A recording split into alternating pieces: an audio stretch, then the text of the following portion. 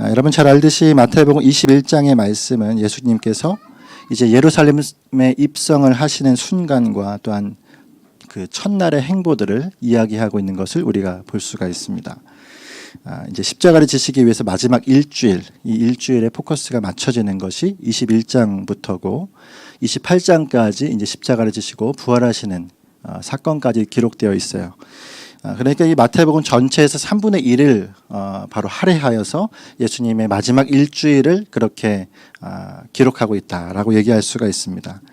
잘 아시겠지만 성경에서 주목하여 보고 비중 있게 다루고 또 많은 이야기들을 할애한다라는 것은 그만큼 중요하다라는 의미다라고 할 수가 있겠고, 또 하나는 제자들에게 그만큼 깊이 각인된 시간이다라는 의미이기도 합니다. 마태에게도 마찬가지겠고, 또한 여러 12제자 안에서 하나님께서 이 말씀, 이 시간들을 굉장히 깊숙하게 그들에게 말씀하시는 시간이었다라는 것을 우리가 알 수가 있는 거죠. 특별히 우리가 말씀을 보면은 이 첫날 했었던 그 말씀들, 그리고 그 다음 날 했었던 바로 예루살렘 성전에서의 예수님의 설교, 이때의 비중이 크고요. 그리고 마지막 중간에는 좀 비중이 약하다고 할 수는 없지만 이야기가 많지 않습니다. 그리고 마지막에 있는 이제 성만찬, 같이 이제 최후의 만찬 사건과 예수님 십자가의 그 모든 사건이, 일련의 모든 사건들이 또 비중 있게 다뤄지고 있습니다. 그러니까 초반에 예루살렘으로 입성하는 그 시간이 굉장히 중요하게 제자들도 보았다라는 사실을 우리가 볼 수가 있는 거죠. 자, 그렇다면 이 첫 행보는 무엇이었는가라고 했을 때 우리 21장의 말씀의 초반에 나오는 말씀이 뭔지는 잘 아실 겁니다. 바로 나귀를 타고 입성하시는 모습을 구체적으로 이야기하고 있어요. 물론 나귀를 타고 입성하시는 모습 그 안에서의 여러 가지 성경적인 의미를 우리가 찾아볼 수 있지만, 오늘 우리가 보는 말씀은 성전을 청결하게 하신 예수님의 사건이죠. 그 사건을 비추어 볼 때에 사실 그 앞에 나와 있는 예루살렘에 입성하시는, 나귀를 타고 입성하시는 모습 안에서 우리가 몇 가지를 좀 찾아볼 수가 있습니다.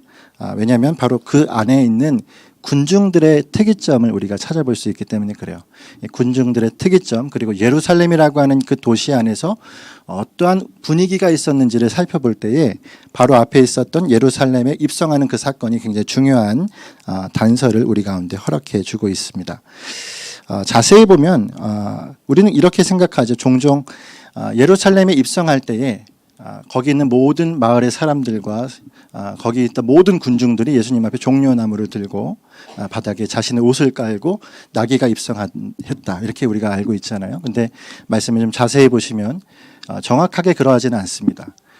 다시 말하면 예수님을 따르는 무리들이 종려나무 가지를 들고 환영하고, 그리고 그 앞에 옷을 그렇게 벗고, 그리고 예수님이 행차하시는 것을 그렇게 맞이했고, 사실 그렇지 않은 자들이 그 도시에 있었던 군중들이었다라는 것을 우리가 찾아볼 수가 있어요.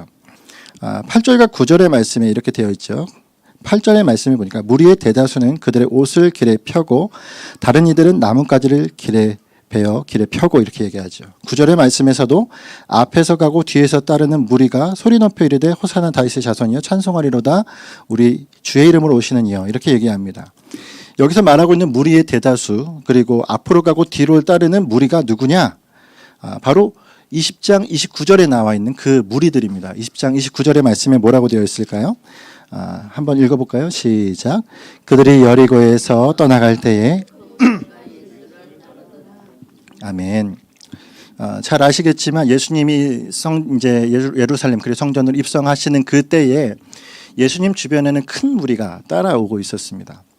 그리고 따라오시는, 같이 가시는 중에 그 안에서도 병자들을 고쳐주시고 또한 그들을 메시지를 주시는, 우리가 지난번에 보았던 여러 말씀들을 보면은 갈릴리에서 예루살렘으로 가던 중에 함께 따르는 수많은 무리들이 있었다라고 우리가 볼 수가 있는데, 그들이 바로 여기에 나와 있는 8절과 9절에서 예수님을 맞이하는 자들로 나와 있는 것을 볼 수가 있어요.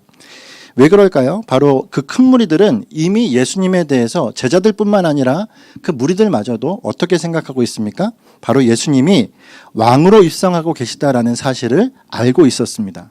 그러니까 예수님과 함께 있으면서 예수님이 하신 말씀들을 들어보면 뭐예요? 하나님의 아들인 것과 또한 그분이 또한 이 모든 것의 메시아다라는 사실에 대해서 그들은 분명히 알 수가 있었다라는 거예요. 근데 중요한 건 예수님이 십자가를 지시고 또한 부활하신다는 사건, 이 사건까지도 그들이 인지하고 있었느냐? 그렇지는 못한다라는 사실을 볼 수가 있어요. 왜냐하면 3번의 순환 예고를 하시면서도 제자들도 깨닫지 못했기 때문에 무리들 역시도 그 일들을 제대로 깨달은 자들은 없었다라는 것을 우리가 볼 수가 있는 겁니다.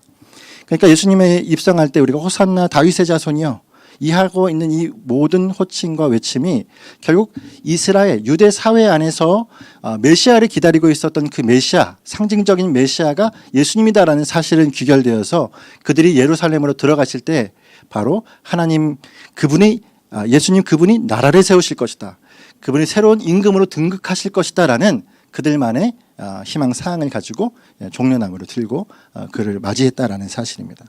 자, 그렇다면 성 안에 있었던 사람들은 어떤 사람들일까요? 이를 모르는 무리들이 굉장히 많았다라고 할 수가 있습니다. 그것이 이제 10절 말씀에 나오죠. 10절 말씀 함께 읽어보겠습니다. 시작. 예수께서 예루살렘에 들어가시니 온 성이 소동하여 이르되 이는 누구냐 하거늘. 네, 온 성이 소동하는데 뭐라고 해요? 이는 누구냐? 전혀 예수님에 대해서 잘 알지 못하고 있었던 모습을 볼 수가 있습니다. 나중에는 이게 어떻게 됩니까? 예수님께서 십자가를 지시고 그리고 부활하시는 이 모든 사건 안에서 예수님을 따르던 무리들까지도 거기 있었던 유대 안에, 그러니까 예루살렘 안에 있었던 무리들과 합세하여서 오히려 주님 앞에 반대하는, 그분이 메시아인 것에 대해서 거부하는 일들이 나타나는 것이 마지막 일주일 사이에 일어나는 일들이다라고 할 수가 있습니다. 자, 중요한 건 뭐냐면 왜 그들이 이 무리들 중에 예수님을 따르던 무리들까지 예수님을 외면하거나 배반을 했을까 하는 것인데요. 그것은 바로 성전 안에서의 예수님의 일들, 그리고 그 이후에 예수님께서 하신 말씀들을 통하여서 우리가 유추해 볼 수가 있다라고 할 수가 있어요. 여러분, 여기서 우리가 먼저 좀 주목해 볼 것이 무엇입니까? 바로 이 예루살렘이라고 하는 이 도시 안에 있었던 사람들이 가지고 있었던 분위기가 어떤 것이냐라는 거예요. 무리를 따르던 무리들은 예수님을 메시아로 옹립하고 또한 그분이 이 땅의 왕으로서 옹립하려는 마음이 있었지만 대다수의 사람들은 지금 무엇하고 있냐면 유월절을 지키기 위해 준비하고 있던 시간입니다. 유월절을 지키기 위해서 준비했다라는 사실은 그 당시에 많은 사람들이 또한 디아스포라라고 하는 국제에 있는 다른 도시에 있었던 다른 나라에 있었던 유대인들마저도 이 유월절을 지키기 위해서 모여드는, 그래서 당시 역사학자였던 요세푸스는 당시에 예루살렘에 몇 명이 모였느냐, 한 200만 명 정도가 모였을 것이다라고 추산을 합니다. 그만큼 많은 사람들, 지금 우리는 더 많은 사람들이 있지만 그 당시를 생각해 봤을 때 200만 명은 지금의 1000만 명 이상의 수많은 사람이라고 얘기할 수도 있겠죠. 그 많은 사람들이 모여 있는 가운데 바로 예루살렘 안에 있었던 사람들뿐만 아니라 거주하고 있었던 사람들뿐만 아니라 수많은 사람들이 외국에서 들어와서 그 안에서 무엇을 합니까? 유월절을 지키기 위한 그들의 풍습 안에서의 바로 정형화되었던 질서들을 지켜나가고 있었던 것을 우리가 생각해 볼 수가 있는 거예요. 바로 이들 안에 무리들과 예루살렘에 있었던 모든 사람들이 그렇게 일하고 있을 때 지금 예수님과 누가 따라온 겁니까? 무리들이 예루살렘으로 입성을 하고 있는 거예요. 그러니까 이 안에서 묘한 분위기가 연출이 되는 거죠. 도시는 유월절을 지키기 위해서 매우 분주하고 바쁜 모습인데 예수님과 그들의 무리들이 들어와서 메시아라고 외치고 있는, 그러니까 이 모든 묘한 상황 가운데 있는 것이 지금 마주한 것이 이 모습이다라는 사실입니다. 자, 어떻게 보면은 그래서 예루살렘은 매우 평화로웠을 것입니다. 당시에 예루살렘의 유월절을 지키기 위해서 분주함이 있었지만 그 분주함 역시도 그 당시에 율법으로 정형화되었던 사회의 모든 풍습과 그들 안에 있었던 삶의 양식이, 이 모든 것들을 우리가 예를 들면 설날이나 추석이 되어지면 이거 우리가 말하지 않아도 어떻게 하는지 알고 그대로 우리가 하죠. 분주함이 있어도 이 일들이 그냥 그렇게 흘러갑니다. 그러하듯이 그 나라 안에 또 중요한 절기 안에서 이런 풍습들이 잘 진행되어지고 있을 때에 예수님과 제자들이 나타났다라는 것은 그들에게 있었던 평화를 깨버리는 것과 같은 그런 현상으로 나타나게 되는 것을 보게 되는 것이겠죠. 유월절이라고 하는 그 행사 안에서 나타나는 이 모든 소란함, 그것을 뛰어넘는 나름의 질서 안에 있었던 그 도시의 분위기를 우리가 생각해 보자면 결국 그 질서를 무너뜨리고 있는 예수님의 모습이 그들의 시각에서는 보여질 것입니다. 근데 여러분 어떻게 생각할 수 있냐면 예수님께서 정말 그들의 나름의 질서를 무너뜨리고 계시는 것인가예요. 그렇지 않죠. 예수님은 그들의 질서를 무너뜨리려고 오신 것이 아니라 무엇 때문에 오셨습니까? 다시 제자리로 돌려놓으시기 위해서 오신 것입니다. 할렐루야. 잘못된 모든 것을 바로 잡기 위함도 예루살렘의 입성 가운데 그분의 행함 가운데 나타났다라는 것을 볼 수가 있어요.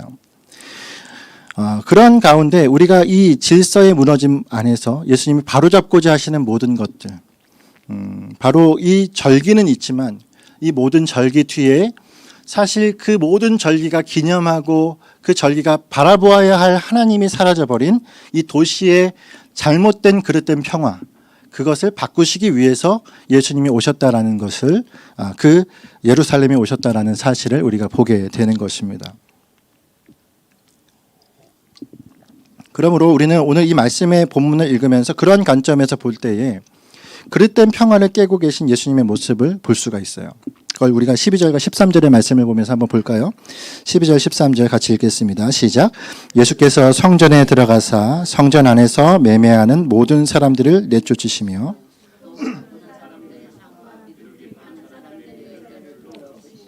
그들에게 이르시되 기록된 바 내 집은 기도하는 집이라. 너희는 강도의 소굴을 만드는도다 하시니라. 아멘. 이 12절과 13절의 말씀은 단지 예수님이 성전을 청결하게 하는 사건, 간단하게 우리가 이 모든 것에 대한 개념을 세우는 것으로 끝날 게 아닙니다. 예수님은 성전 안에 있었던 그릇된 평화, 그릇된 모습을 바꾸시길 위해서 그 모든 것들을 행하셨습니다. 우리가 알듯이 이미 요한복음에서는 2장의 말씀, 그러니까 예수님이 한 번 먼저 6월절에 그들의 이 잘못된 행태를 한 번 뒤엎으신 적이 있으십니다. 바로 공생의 초기의 일들을 먼저 하셨어요. 우리가 학자들도 그렇게 생각합니다. 그래서 요한복음에 나와 있는 그것은 이 유월절 예수님의 공생의 초기에 하신 일, 또 한 번 이 일을 하셨다니까. 예수님께서는 예루살렘에 들어가실 때 그 일들을 하셨다라는 사실을 우리가 더 집중해서 볼 수가 있는 거예요. 자, 그렇다면 예수님이 어떤 일을 행하셨는가? 세 가지죠. 매매하는 자들, 돈 바꾸는 자들. 특히나 돈 바꾸는 자들은 누굽니까? 환전상이죠. 그 성전 안에서 환전을 해주고 있는 그런 모습입니다. 그리고 비둘기 파는 자들. 이 비둘기 파는 자들은 당시에 비둘기는 언제 이제 사용이 되어지냐면 임신한 여인이 출산을 하고서 자신의 부정함을 깨끗게 하기 위해서 비둘기를 가지고 제사를 지낼 때 사용이 되어집니다. 그러니까 이러한 여러 가지 비둘기를 파는 자들뿐만 아니라 수많은 재물을 그 안에서 또 구입해 팔 수 있도록 하는 그 편리함이 그 안에 딱 들어가 있었다라는 사실이죠.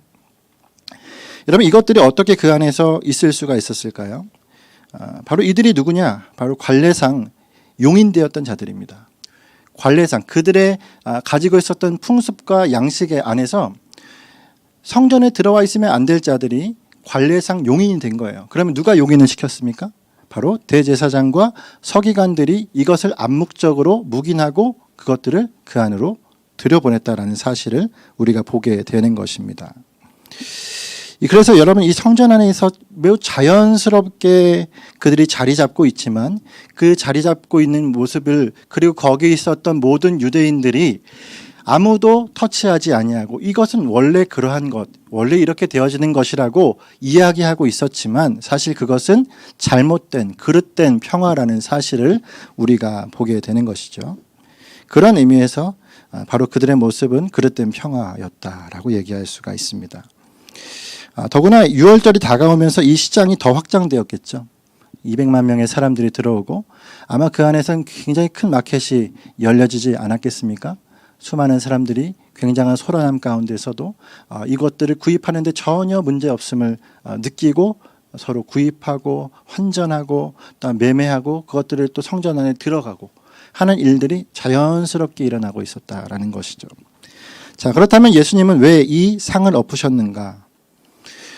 우리가 이렇게도 생각해 볼 수 있죠. 예수님이 따르는 지지자들, 예수님의 큰 무리들이 있었기 때문에 어떤 사람은 그렇게 생각할 수도 있습니다. 쇼맨십이나 아니면 지지자들에 대한 서비스라고 생각할 수도 있겠죠. 예수님 뭔가를 하겠구나, 그것들을 하고 계시는구나 라고 생각할 수 있는 오류도 범할 수 있을지 모르겠습니다. 그런데 그것이 아니죠. 예수님이 무엇을 하기 위해서 오셨습니까? 바로 제 기능을 회복하도록 그것들을 인지하도록 하시기 위해서 오신 것을 보게 되어지는 겁니다. 다시 말하면 성전이 제 기능을 다하지 못함을 꾸짖으시는 것이 예수님께서 이 모든 일들을 행하신 것이고, 또한 잘못된 관행을 용인하는 유대 지도층에 대해서 다그치시고 그들을 또한 꾸짖으시는 것이 주님이 이 성전 청결 사건을 통해서 하신 일이다라는 사실을 볼 수가 있는 거예요. 자, 그렇다면 성전의 제 기능은 무엇이겠습니까? 성전의 제 기능은 두 가지로 우리가 생각해 볼 수가 있죠. 하나는 아버지의 집으로서의 기능입니다. 또 하나는 무엇일까요? 오늘 말씀에 나온 것처럼 만민이 기도하는 집입니다. 먼저 하나님 아버지의 집이다라는 것은 무엇입니까? 그분이 거하시는 곳이에요. 예수님이 그 당시에 오셔서 십자가를 지시기 바로 전이지만 예수님의 관점을 무엇을 바라보고 있으면 지금까지 성전이 세워지고 성막으로부터 지금까지 이어오는 이 모든 성전의 시스템 자체 안에 하나님이 무엇이라고 얘기했습니까? 내가 어디에 거한다 얘기하셨어요? 성전에 거하겠다 말씀하셨습니다. 그러므로 성전은 모든 시대를 뛰어넘어서 하나님이 거하시는 자리라고 하나님께서 그렇게 공포하시고 그 자리에 계시는 것입니다. 아직 성령을 우리에게 주시지 아니한 그 구약의 시대 안에서 바로 그 성전 안에서 하나님이 계시고 또한 사람들 안에 임재하고 계셨다라는 사실을 우리가 볼 수가 있는 거예요. 그리고 만민이 기도하는 집이라는 건 무엇입니까? 그 안에 우리가 나아가게 되어지는, 그러니까 하나님을 만나 주님 앞에 나아가는 자리가 바로 이 성전입니다. 그러니까 우리가 쉽게 생각하면 그건 어디죠? 바로 하나님이 거하시고 우리가 하나님을 만나야 할 장소에 하나님이 거하시지 못하는 장소로 만들어 놓았다라는 것을 우리가 보게 되어지는 거죠. 성전 안에 무엇이 있는 겁니까? 매매상들이 있고, 또한 대제사장과 서기관들은 어디에 눈을 돌리고 있습니까? 하나님께 눈을 돌리지 아니하고 그들에게 이윤이 떨어질 것에 대해서 생각하고, 또한 율법주의에 사로잡혀서 모든 시스템을 자신들이 틀에 쥐어잡고 모든 사회를 움직이고 있는 이 모습 안에서 결국 예수님은 이 모든 것에 경종을 울려주고 계시다라는 사실을 우리가 말씀을 통해 볼 수가 있는 겁니다. 결국 예수님은 예루살렘과 성전에 드리워져 있는 잘못된 평화, 그들은 자연스럽게 그리고 아주 평화롭게 또 한 번의 유월절을 지키지만 하나님이 받으시지 않는 유월절을 지키고 있는 그 모습 안에서 그들의 모든 것을 바꾸시고자 하는 예수님의 모습을 우리가 이 말씀에서 보게 되는 거죠. 우리 예수님께서 그래서 이 성전 안에서 했던 이 모든 행위들이 매우 과격하게 보일 수도 있습니다. 예수님이 유도를 배우시지 않았지만 업어치기로 이 매매상들을 엎으셨을지, 아니면 거기 있는 상을 어떻게 엎으셨을지, 발로 차셨을지 보지 못해서 모르겠지만 아마 굉장하셨을 것 같아요. 그분의 분노, 하나님의 집을 하나님의 집답게 만들지 못한 이 잘못을 주님께서 어떻게든 표현하실 때 아마 제자들도 놀라지 않았을까 생각할 수밖에 없죠. 그만큼 그릇된 평화주의에 대한 경종을 울리시고 계신 것이 그들의 예수님의 모습이었습니다. 자, 무엇이 그러면 그릇된 평화주의라고 얘기하는 걸까? 이건 제가 얘기하는 것이지만 그릇된 평화주의는 무엇이냐? 하나님을 의식하지 않고 사람들의 합의로 이루어진 평화라고 얘기할 수 있습니다. 하나님은 없고 하나님에 대한 거룩, 주님에 대한 경외함이 없고 사람들과의 합의로, 사람들과의 관례로 이루어져 있는 모든 평화, 이것이 바로 이 예루살렘 안에, 유대 사회 안에 있었던 잘못된 그릇된 평화였다라는 것입니다. 이스라엘은 언제 원래 평화를 얻습니까? 하나님을 온전히 섬길 때 평화를 얻는 민족입니다. 주님이 그 자리에 계시고 그분 앞에 그들이 경외함으로 예배하는 것이 살아있을 때의 진정한 샬롬이 주어지는 것이 이스라엘인데, 지금 이 이스라엘 안에는 그것이 사라져버린 모습이었다라는 거예요. 다시 말해서 하나님의 경외함이 없고 자신들의 통념으로 신앙을 영위하고 있었던 그들의 모습들, 이것이 바로 예수님이 꼬집고 계신 그 당시 성전 청결 사건의 의미라는 것입니다. 자, 그렇다면 우리가 오늘날 교회를 모여서 함께 예배 생활할 때도 이러한 부분이 우리 가운데 함께 점검되어져야 할 부분이 있을 것이다 생각되어집니다. 오늘 이 부분을 우리가 함께 잠깐 이야기해 보면 좋을 것 같아요.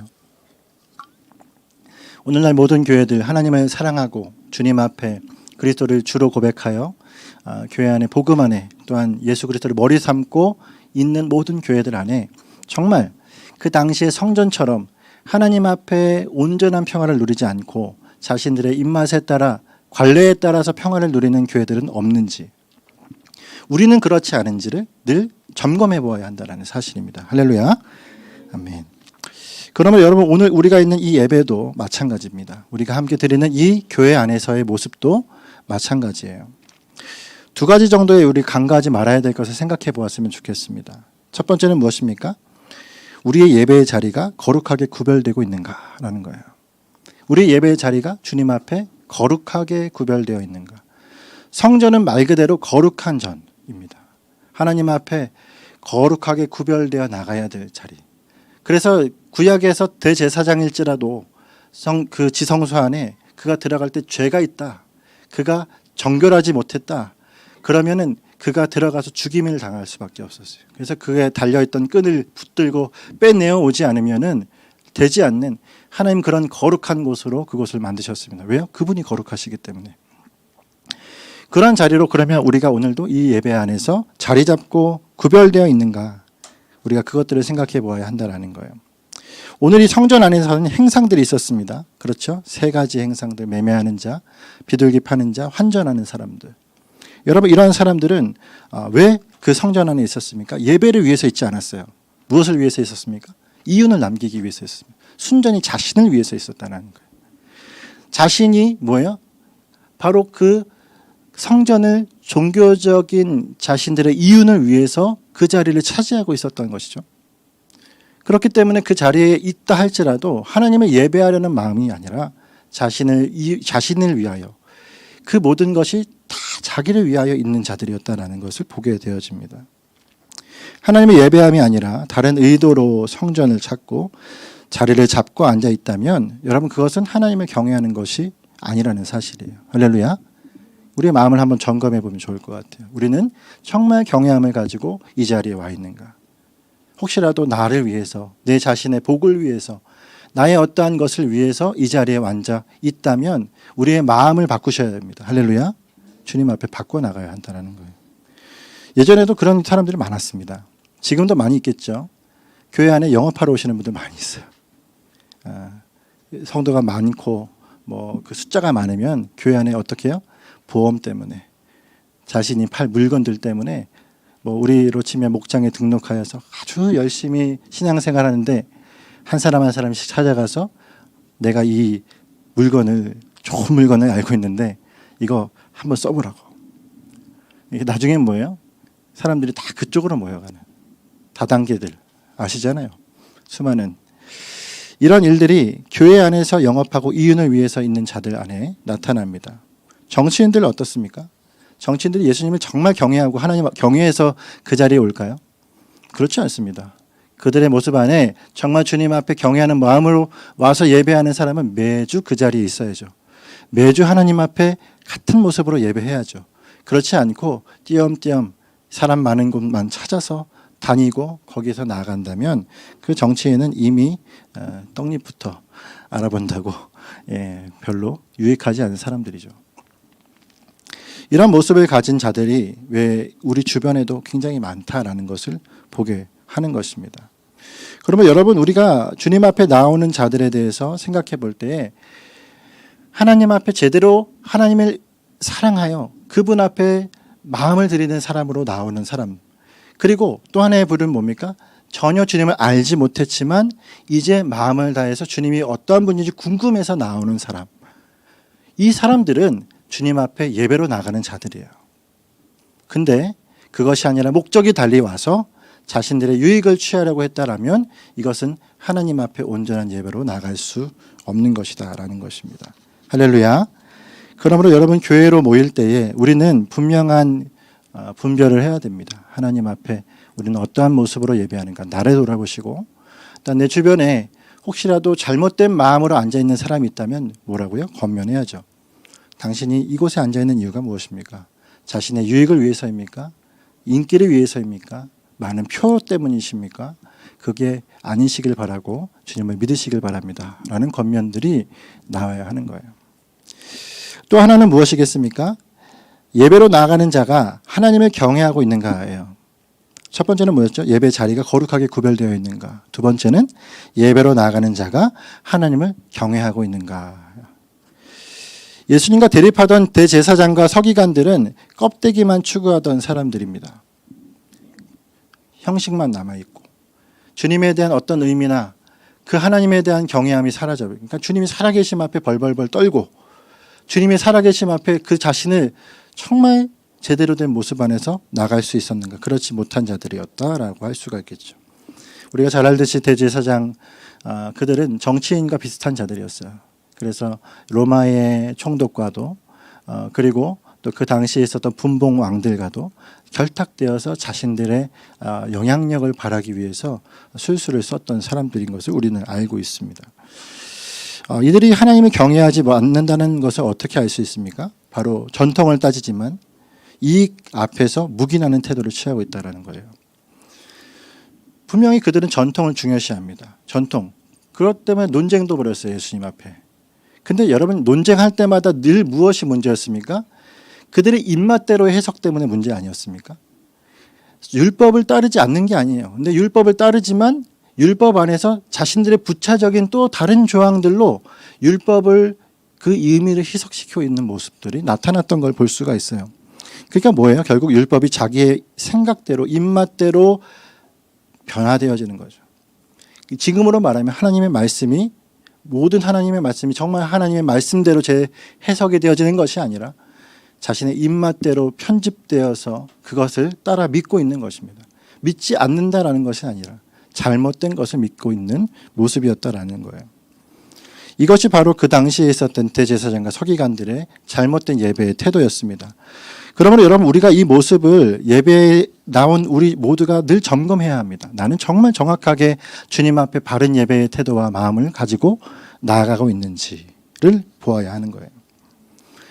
그래서 나는 타협하고 있는지 아니면 그것을 안에서 나는 안주하고 있는 것은 아닌지 내 마음은 분명히 하나님 앞에 향하고 있는지 나의 몸과 나의 모든 행위가 하나님 앞에 거룩하게 구별되어 있는지 여러분 우리가 알잖아요. 구약을 주님께서 우리 가운데 주신 이유가 무엇입니까?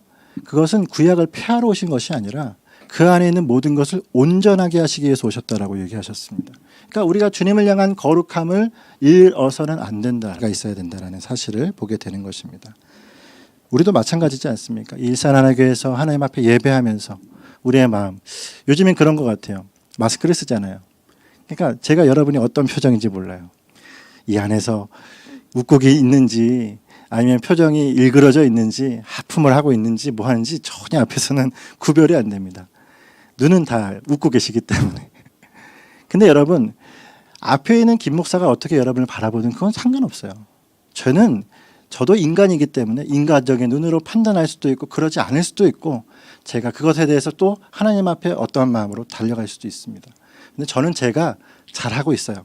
저의 마음을 잘 붙들고 하나님 앞에 믿음으로 서기 위해서 저 자신을 잘 다스리며 나가려고 노력하고 있습니다. 저도 부족하지만.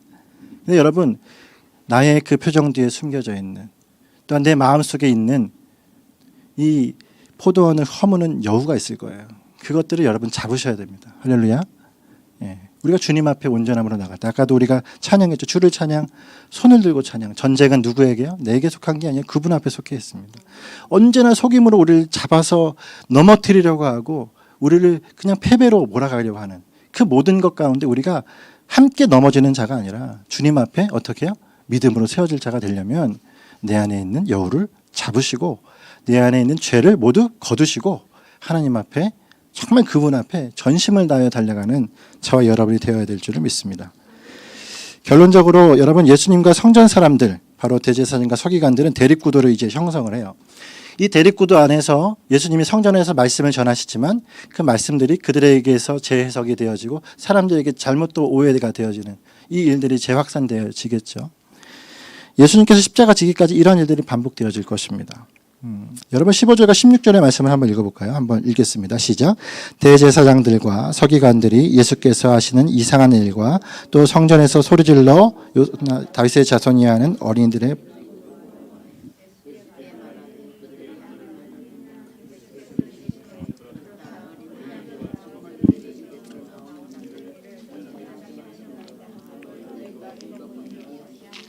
아멘. 이 말씀이 참 재밌는 말씀이죠. 지금 어린아이들이 어떻게 얘기해요? 호산나 다윗의 자손이여 그들이 외치고 있어요. 그들이 어떤 마음으로 외치고 있는지에 대한 부분이라고는 우리가 해석할 수는 없지만 중요한 건 예수님께서 그 안에 있는 병자들을 고치시고 이들에게 외치는 모습을 보면서 서기관들과 바리새인들은 주님이 기대하시는 것과 정반대의 생각을 하고 있는 거예요. 뭐예요? 노하고 있습니다. 저들이 지금 뭐라고 얘기하는지를 뭐라고 하는지 들리지 않느냐 이렇게 얘기하는 거예요. 당신이 하는 이 행동은 도대체 뭐냐? 병을 고치는데 무슨 근거로 하는 것이냐 아니면 무슨 권능으로 하는 것이냐 바알세불의 권능으로 하는 것 아니냐 이런 식인 거죠. 그러니까 예수님이 하는 모든 행동을 어떻게 보는 겁니까? 분명한 메시아이심을 보여주고 계시고 또한 그것이 선포되고 구약의 말씀이 성취되고 있는 것을 전혀 말씀의 전문가들이 모르고 있는 거예요. 왜요? 주님을 적대시하려는 마음으로 다가가고 있기 때문에 그렇습니다. 그러므로 여러분 성전의 그릇된 평화를 깨는 예수님으로 보이는 거죠. 자신들이 하고 있는 이 모든 시스템을 허무는 분을 예수님으로 보는 거예요. 지목하여서 저 사람 때문에 이번 6월절은 망하게 되었다. 이렇게 생각하지 않겠습니까? 저 사람 때문에 이 국가, 이 지금 모든 사회가 혼란함에 있다. 어떻게 할까? 죽여야지. 이런 식이 되어진 거죠. 예수님을 적으로 보는 이 성전 사람들의 모습이 결국 그들의 실체를 보여주고 있는 것입니다. 성전 안에 누가 있던 거죠? 하나님이 계셔야 될 성전 안에 사단이 또아리를 들고 있는 모습인 것입니다. 예수님의 이 기적도 이 아이들의 외침도 메시아임을 증명하고 있음에도 불구하고 예수님을 소란하는 자로 보는 무지함이 그들에게 있었다라는 겁니다. 주님은 소란을 위해서 예수님이 예루살렘에 오신 것입니까? 아니죠. 예수님은 소란을 피우기 위해서 오신 분이 아니라 참된 평화를 선포하시고 그 뜻을 이루시기 위해서 입성하신 분임을 믿습니다. 아멘. 오늘 우리 교회도 마찬가지입니다. 주님은 우리 안에 왜 내주하실까요? 여러분과 저 안에 예수님이 왜 내주하시겠습니까? 내 안에 나를 소란 피우기 위해서 오신 분이 아닌 것입니다. 여러분 안에 주님이 계심으로 예전에 없었던 고민들, 염려들, 예전에는 그냥 세상이 편했는데 그런 생각들 가끔씩 들지 않으세요? 예수님이 나에게 소란 피워서가 그렇게 되는 게 아니라 여러분 주님이 나의 모든 것을 제자리로 돌려놓으시고 계시는 것임을 믿으시기를 바랍니다. 나의 소란함을 제자리로 돌려놓으실 때에 우리가 해야 될 것은 무엇입니까? 순종이에요. 주님, 내 안에 이 모든 것이 주님 앞에 평화로 돌아가게 하여 주시옵소서. 할렐루야. 그러므로 여러분 우리가 주님 앞에 이 석인과 바리새인, 이 대제사장과 석인과 같은 반응이 아니라 주님 이상히 여기고 주님을 밀쳐내는 자가 아니라 더 이상 내 안에 이렇게 하지 마십시오. 예수님을 몰아세우는 자가 아니라 어떻게 해야 되는 거예요? 참된 회개가 있는 것입니다. 참된 회개로 자복하는 마음으로 주님 앞에 순종하는 마음으로 달려갈 때 내 안에 참된 평화가 거하고 교회도 마찬가지죠. 교회 안에 하나님께서 다시금 세워가시는 그 뜻을 알고 믿음으로 반응하여 달려가는 저와 여러분을 통하여서 하나님 교회를 새롭게 세워가실 줄 믿습니다. 주님께서 교회 안에 임하시고 교회가 정말 참되게 개혁된 교회는 항상 개혁되어야 한다. 우리 교회도 주님 앞에 개혁하여 달려가게 하실 것입니다. 할렐루야. 사람이 하는 것이 아니라 주님의 뜻이 이루어지는 주님께서 주님의 뜻을 이루시는 가운데 저와 여러분을 사용하실 줄을 믿습니다.